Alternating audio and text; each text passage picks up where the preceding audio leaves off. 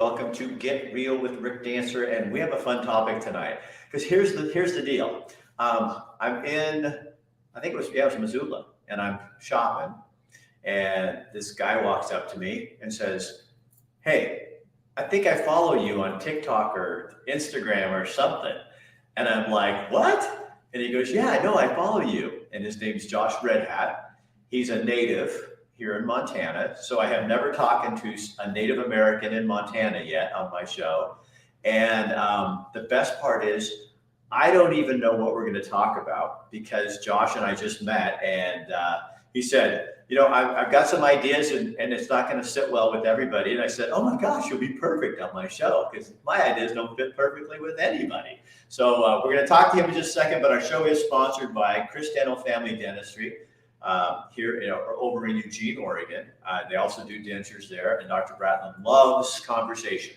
He likes free speech and people to be able to speak their mind, and that's why he's one of our sponsors. We also have, my friend Greg Hinkle, right here in Montana, in Helena. He's with Fairway Independent Mortgage Company. What he does is sells mortgages. He helps you invest your money in something like property and real estate. That's way better than the stock market right now. So Greg Hinkle, right here in Helena, Montana, again, Fairway Independent Mortgage Company. And then our other sponsor is BS Free MD, a couple of doctor friends of mine out of Oregon.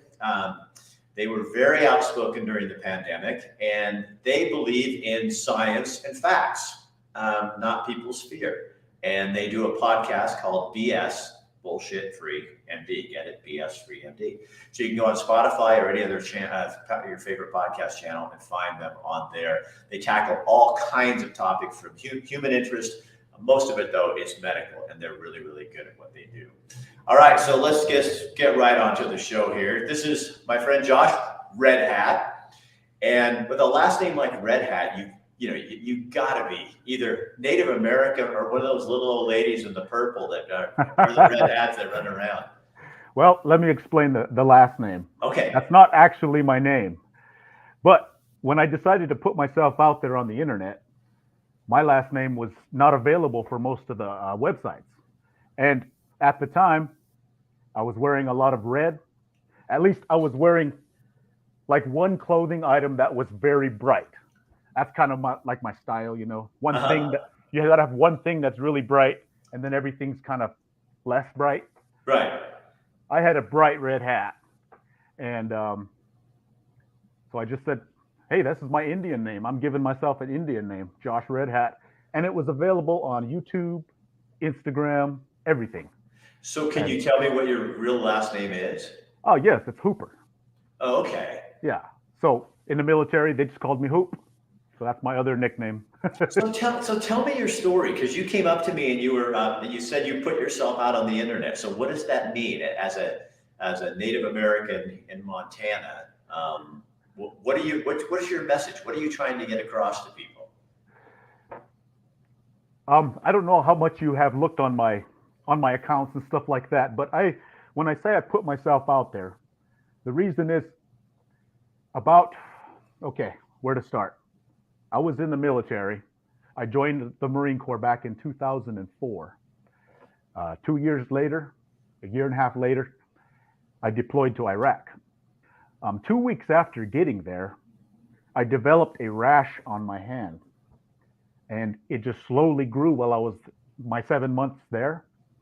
And after I got back, it just continued to take over my body, eventually completely crashed my health. And I believe it's been about 5 years now. I haven't been able to work. I was an x-ray tech. When I got out of the military, I used the GI Bill and got some education, became an x-ray tech, worked a few jobs in Wyoming and Ohio, and this rash just continued to take over my body, and eventually I just crashed and I couldn't work anymore due to just pain, like my skin just painful all over my body. And the reason why I want to speak out on this is because you've probably heard in Congress recently them talking about military toxic exposure. Right. And this is a big thing. And I mean, it's completely crashed my health. That's what I'm dealing So with right now. is that where this came from? Is from from your service? Yes, yes. I'm not exactly sure, what Is that the specifically it hard is. part? Is that the hard part to prove it? Did people just think that, you're trying to pull one over Um, on them? no, I think people usually understand that it's a real thing that, that a lot of military guys struggle with toxic exposure. The people who work with jets and stuff from breathing it in, a lot of Uh-huh. times they live with rashes or they're come down with cancers. It's it's a very common thing. And when I was deployed, I was on a fueling mission. And so we would fill up these bags of fuel, 50,000 gallons. Wow. And every day my hands were immersed in this fuel from, working with the couplers and the pumps and everything, breathing in the fumes, but also next to our fuel site, which it was probably, I don't know, 150 yards away. So it's not like it was super close. There was a site where there was always a fire burning. I don't know if you've heard about burn pits, but Yeah.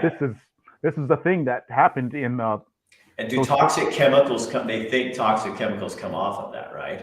Yes, and there was no regulations as to what could or could not be burned in those pits, from feces to plastics to anything, and that soot probably drifted over to us, and we breathed it in, and so between the fuel, possibly vaccines, I don't know about that. We took some pretty harsh vaccines, anthrax and stuff like that, Mhm. and the burn pit. Between the three of those, I'm sick. So what does that mean? Like, what does that look like? Because I know you and I we kind of were trying to figure out how we could get this done because you weren't feeling well the other day. But how does this impact you physically then? So there's the rash, and that's been better and worse at times. There's It's been so bad that for like 3 years I couldn't really do anything at all other than just kind of be in pain all day long, sitting in a chair, just trying to not be in pain, Right, right. burning skin. And when I move, it feels like my skin is tearing. And so you don't want to move. There's that.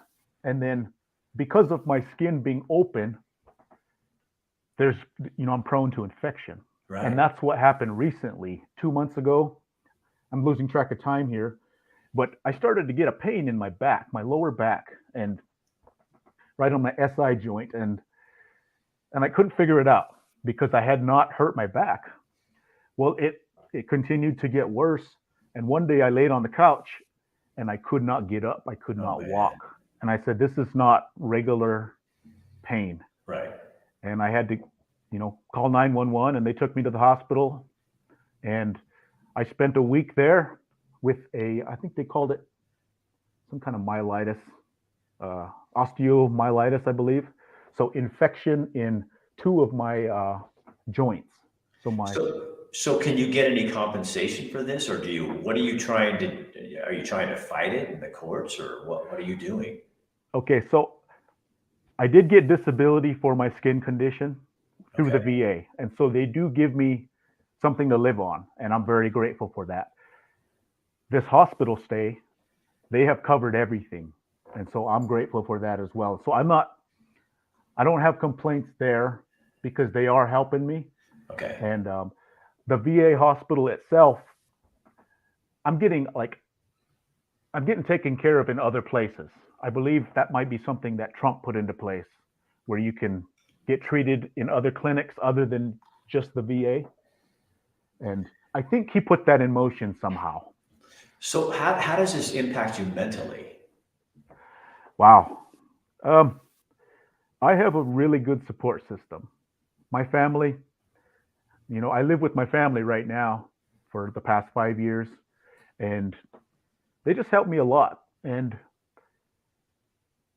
I'm not, the doctors ask me sometimes. They say, "Josh, are you suicidal?" And I say, I would never, I would never do that. However, I do I do have days where I don't want to fight anymore. Yeah. And in that sense, I wish I wish I didn't have to fight anymore. But I would never harm myself.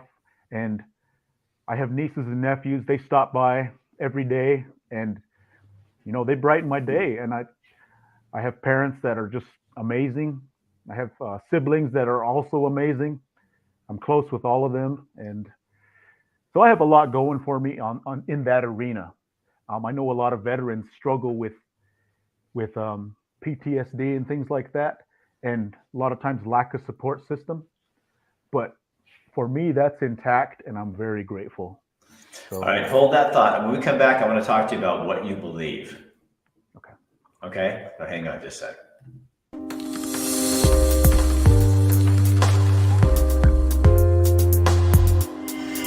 What is it about dentistry that just connected for you? Because I mean, it's quite a jump from journalism to being a doctor. People. I'm not the most social person in the world, like not like you, but I do like interaction with people, and it's fun. People being people's doctors, and I feel like I am a caring person, so I like figuring stuff out. I can figure it out. I can diagnose a tooth almost better than anybody. I've had people come in, they've been to 3 other dentists, they can't figure out what's going on, and I like that. It's like being a detective. And you've also really centered your practice on buying American with your crowns and that kind of. I mean, that's really important to you. Yeah, if I could buy everything 100% American, I would. It's hard. Like I even told my reps, I've repeated to reps several times, like I don't want to buy stuff from China. I want to try to buy stuff in the United States. So my crowns are American. I even talked to the lab into making sure they buy all the products from America. Like we need.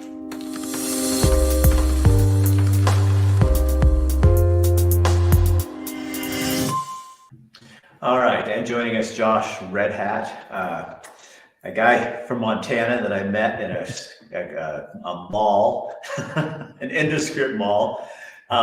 So, Josh, after doing your service, and now you come home with this pretty debilitating condition. When you look at the country where we're at today, how does that feel for as a veteran? Also, to me, I think it's interesting as a Native American. I mean, you have a whole different kind of take on this. When you see where we're at today, what are your beliefs? What do you believe to be true? What do I believe about the country, or what are my beliefs? Or Whichever. Why don't you start with what are your beliefs? Okay. Well, my grandfathers on either side, my mother's side and my dad's side, were both ministers. And so I've been around Christianity my whole life, from my grandparents. My dad is also a minister. He was in charge of a missionary organization down in South Dakota for Native Americans, and on the reservation there, the Rosebud and the Pine Ridge Reservation. So I was actually born on the Rosebud Reservation, even though I'm not a Sioux. Okay. But I was born there, spent maybe 15 years there before moving to Montana. But I grew up around Christianity. I also grew up around the reservation. And so I kind of got to see both are a unique perspective, because Right. that's not too common. And so I didn't embrace Christianity until I was 18 years old. Growing up, I was pretty rebellious. Gave my parents a lot of headaches, and No wonder we get along. yeah. But when I turned 18, I don't know if a lot of people were praying for me, or I just maybe saw my life ahead and said, you know what, I need to take this more serious. And I just decided to give my life to the Lord, Jesus Christ. And I really haven't looked back since then. And that's where my beliefs are right there. And as far as where the country is going, that's a whole podcast in itself. Wow. But when I was in the Marines, and most military guys would say this, we don't think about the politics of it while we're in there. Right. And once we get out, we can kind of look back and say, did I agree with all of that or not? But while I was in, I honestly didn't pay close attention to all of it because it was about your mission. And but it is hard to look at that region over there and see, because I was in Iraq, and just the seat of civilization, and so much has happened there over history. But to see it all disintegrating, and I don't know, it's a big topic. Well, yeah, they're aligning with other people, and Yeah, you were over there to keep things in check, and now does it feel like sometimes gosh, we had everything kind of structured, and now you guys are messing that up. yeah. I do know that we did some good over there, and I take consolation in that. The people were grateful, and some good happened. I mean, there's malls over there in that country, Iraq. There's things that are there because we were there, and it is frustrating to see where it's at, like not necessarily there, but north of there and in that whole area. Um, but I do know that we did some good, and I try to take consolation in that. And one thing that I told myself back then, and I still believe this is true, those conflicts, they want to come over to our country. And I believe that we kind of kept it there, And I guess that's kind of what I tell myself is we kept the conflict over there, and so it didn't come over to our country. And you hope to God that it doesn't come here. Yes, yes. So as a Native American in Montana, what are your concerns for what you see going on in your state?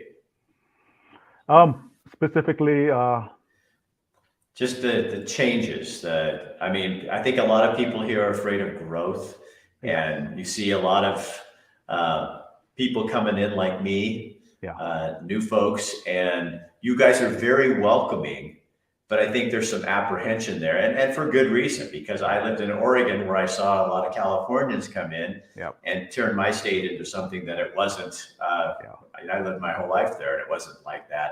And now you guys are, just because, you got more cattle in Montana than you do people, but I think those cattle are going to get a run for their money. Well, yeah, back when the pandemic was on, I think I heard that 100,000 people moved here in 1 month. Wow. Yeah, and it basically filled up everything. All the apartments, it was crazy. And I still remember stumbling across your TikTok.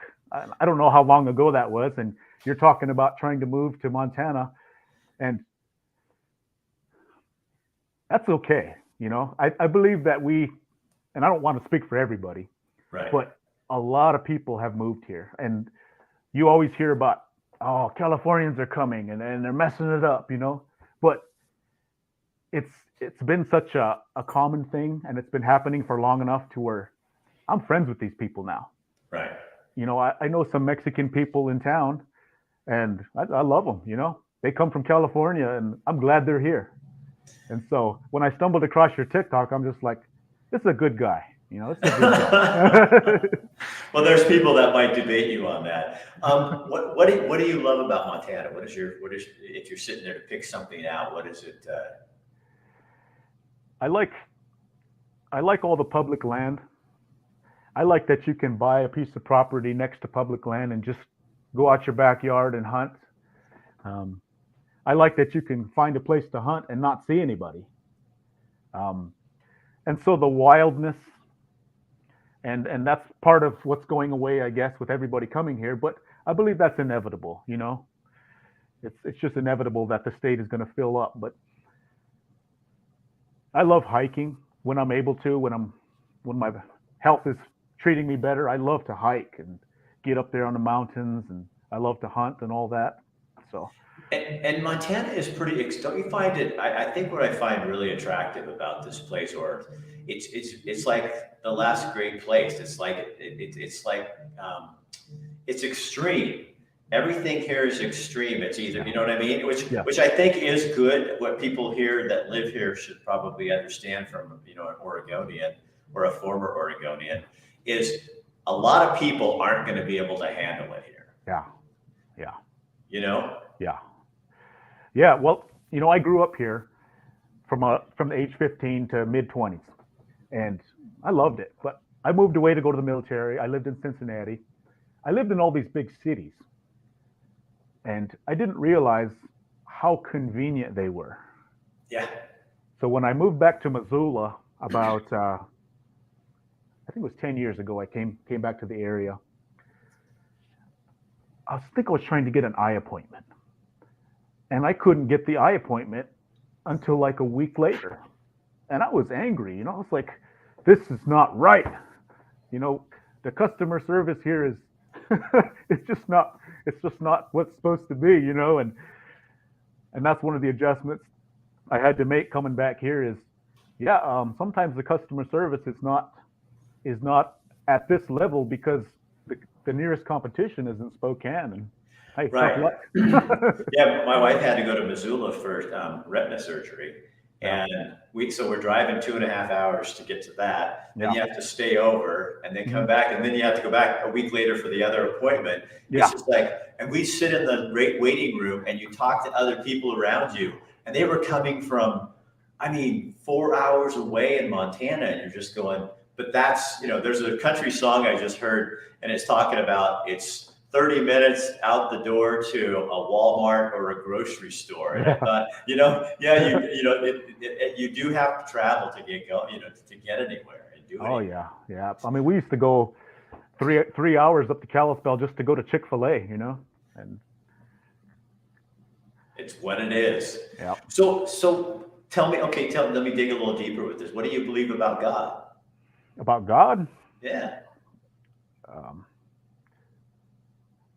Wow. Creator of all things. I believe in Jesus, Son of God. And what do you ask him about your condition when you talk to him? I've prayed many times for healing. And, you know, different times when I go to church, sometimes we pray together that God would just heal me so that I can get back into society and live a normal life, you know. But after many thousands of prayers, that healing hasn't just come. And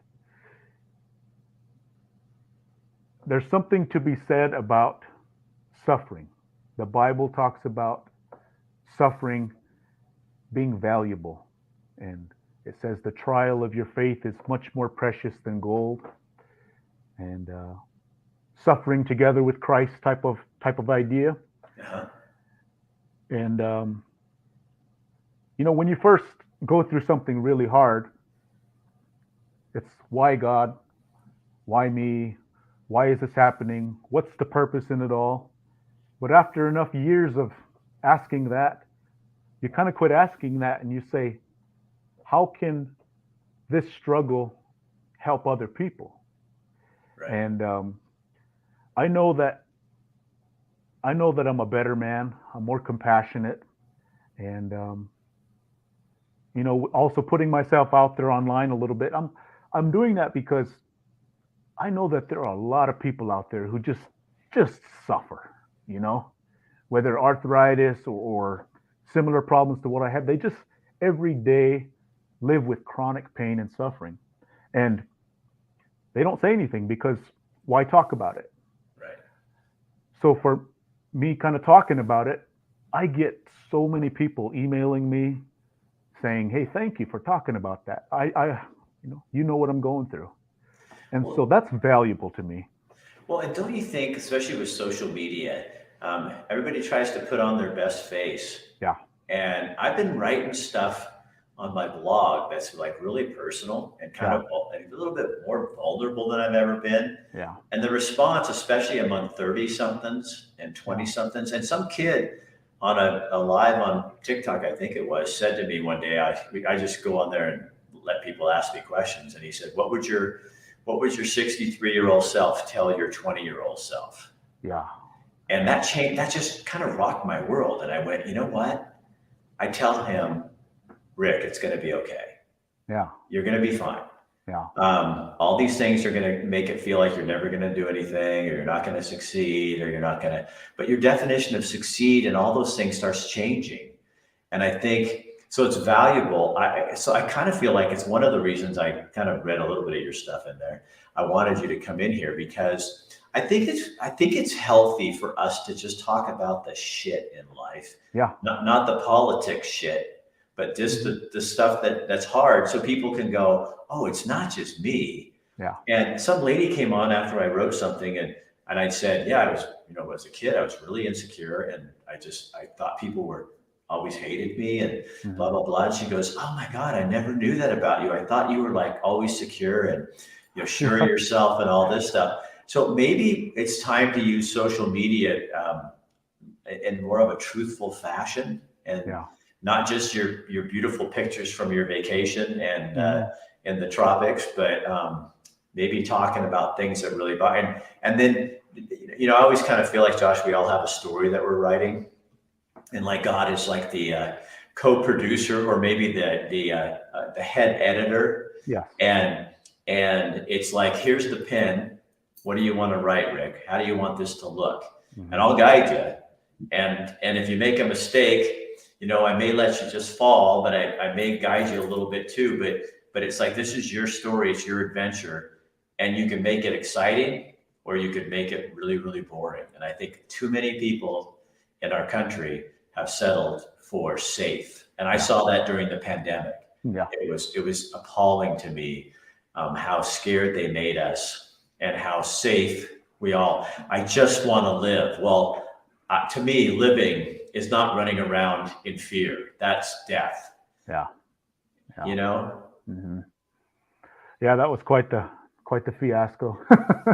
It was, I think, just like everything, I mean, I'm a cancer survivor too, but I think once you get through stuff, everything is a good lesson. And it's like, I lost a lot of friends over that, and lost a lot of people. And I think everybody did, but I think you also learn something about yourself that's like, how important is freedom to us, to each of us, and I learned that F word is really important to me. And, being able to make my own choices and do the things that I need to do is pretty dang important. Yeah. Is that kind of where with this rash and stuff like that, does that kind of help you? If God said, okay, Josh, I'm taking it away, you'd go, sure. Okay, good. It's gone. Yeah. Well, that's hard to think about because I've lived with it for so long. So how many years has it been, really? You said? Since 2006, it was. Oh my God. That's when it started, but it really started to become a problem around 2012, to where it was hard to work because I was, working in these hospitals with an open rash on my hands. Yeah. And I was trying to hide it, and you got to wash your hands, 20, 30 times a day. And it became unmanageable. That has to exacerbate it because, all that water drying out the rash and stuff. Yes. And the pain was tremendous. I mean, like, rashes don't usually hurt, but this just, like, it hurt really bad, So what is your hope then from here on out? I hope that I can, of course, get completely better. But if I don't get completely better, I hope I can be manageable enough to and this is a dream, and I don't know if I'll ever get to this, but I wish dreaming's good. I'm all about dreaming. I wish that I could own a big piece of land, like I said, next to some public land, maybe up there by Great Falls or Helena or something, and be able to invite veterans with PTSD, with various problems, come up, stay in these cabins, ride horses, and if I happen to get trained in counseling, help them but just have a place where they can come be around other veterans, because that's important. Yeah. Only a veteran can understand another veteran. Right. That's just the bottom line. Well, it's a bond, isn't it? Like a bond, really. I mean, I'm not a veteran, so I don't know, but everyone I talk to, it sounds like a brotherhood where it's not just a good friend. I mean, when you're on the line and, and you could get killed anytime, you're putting your life into the hands of people that they better watch, and then you are responsible for them too. Yeah, definitely. It's a shared experience, and it really bonds you together. So I feel a brotherhood with every veteran out there, even more so Marines, and so. So how do people find you if they're kind of watch this and they want to? Is it just Josh Redhat? Are you on Facebook, Instagram? So I don't do much on Facebook. It's kind of more of something with family, and but Instagram and YouTube and TikTok, you can find me, Josh Redhat. Okay. And I'm usually the first one to pop up. I don't do much on YouTube yet, but if TikTok goes away, like they're saying, it's sounding like we're all going to be off of that, and maybe that's for the better. Yeah. It's like, but so Instagram, TikTok, and you'll be. That's what I've started doing, just because Facebook's so full of crap. Yeah, I don't care for it. It throttles everything I do. Yep. And so I've moved a ton of stuff over to also, Josh, you should start a website, they're really easy to do. And that's where I have tons of traffic on my website. That's where I put it. And just joshredhat.com, make it easy for people to find and tell them. Because, I think you have valuable information and a good perspective. Hard stories always do, don't you think? Yeah. And if my dreams come true, man, that'd be awesome, and just network with all these amazing people I meet along the way. And I mean, I was just talking to the drummer he owns a coffee shop here in town, and he used to be the drummer for Fits and the Tantrums. And he recently retired from the band, but he still runs the coffee shop here in Missoula, and we run into him from time to time, me and my brother.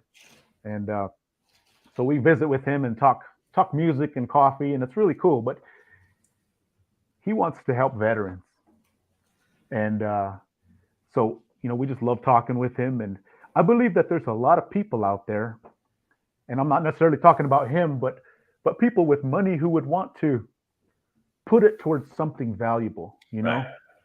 And if I could ever get my act together, it would be cool to do something where that could actually make a difference in these veterans' lives, and so they don't feel hopeless and end their life and things like that.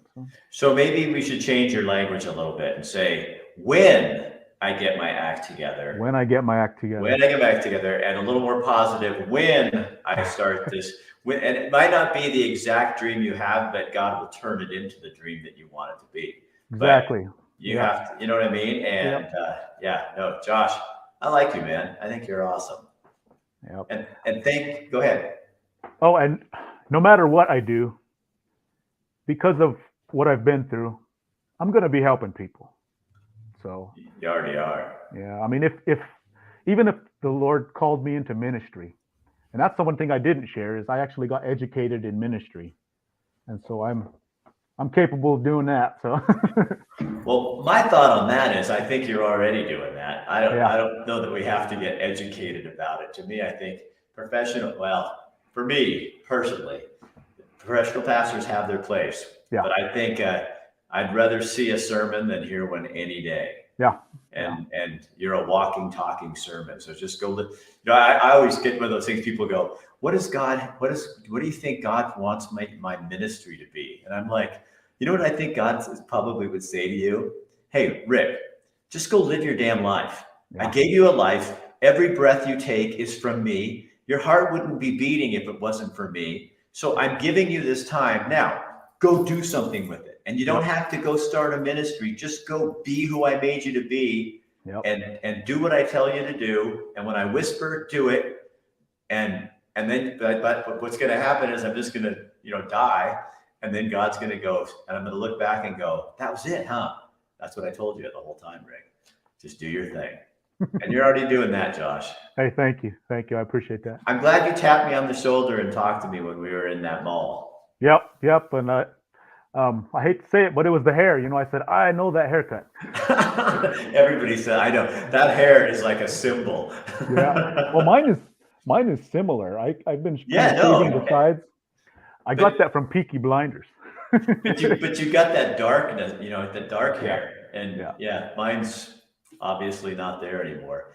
But it is called steel blonde, just so you know. Steel blonde. Okay. Josh, I'm starting. I got some patches here. But yeah, can't you'll see get them yet. there. Josh, thanks for joining us. Yeah, you're welcome. All right, keep in touch with me, okay? Okay. All Definitely. right, see you later. All right, Josh Redhat. So this is the thing, guys. Like what Josh did, he just walked up to me and started a conversation. That's how stuff happens. I think sometimes we get so locked in ourselves that we don't realize that if we would just, life is relationship. And if you don't stretch yourself and reach out to people, you're never going to find that thing that God wants you to do because you're going to be so stuck in yourself. Go try that. I had a friend write me today, and he has a whole bunch of health problems and issues, and I'm not going to get overly personal with it, but he hasn't worked in a long time. He got offered a job, and he says, I just don't know if I'm going to take it. I said, take the damn job. Just go do it. You're going to be fine. And if you're not, you'll find out when you get in there, and then you can always go away. But God, don't take steps. We all have to kind of take that challenge and go do the scary thing, because the scary thing is always the best thing. I'm telling you. When I had cancer, I didn't want to do it because it was a scary thing. Best thing that ever happened to me in my life, because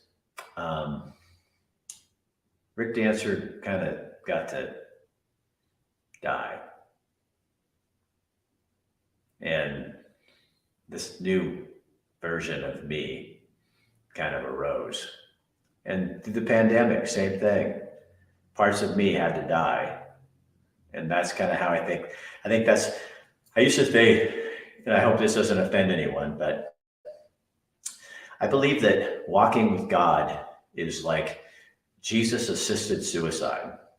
It's like every day I wake up and I say, what do you want me to do today? And Jesus hands me a knife and says, let's cut out some of this crap that you don't need in your life anymore. And he gives me the opportunity that I can say, okay, I'm going to kill that thing. Or like most days, I just hand him back the knife and say, I'm not ready to do it today. But I want to be the guy that is willing to keep killing little pieces of myself that don't need to be here, so that when I'm gone, when I'm done, all that you see is the image of the Son. That's kind of the whole goal, I think. So anyway, well, thank you for joining us tonight. Again, we want to thank our sponsors, good old Greg Hinkle over at Fairway Independent Mortgage Company. We also have, I've got to find my cheat sheet because I can't remember everything. Obviously, Chris Dental Family Dentistry and BS Free MD. Another podcast. If you guys are looking for something, you got to check out May and Tim. They're really fun, and they're just full of great information and a little bit of BS. All right, that's it for this edition of I almost said KEZI. That's a blast from the past. That's it for this edition of Get Real with Rick Dancer. Share this on your page so other people can enjoy the conversation too. We're just going to have more conversations.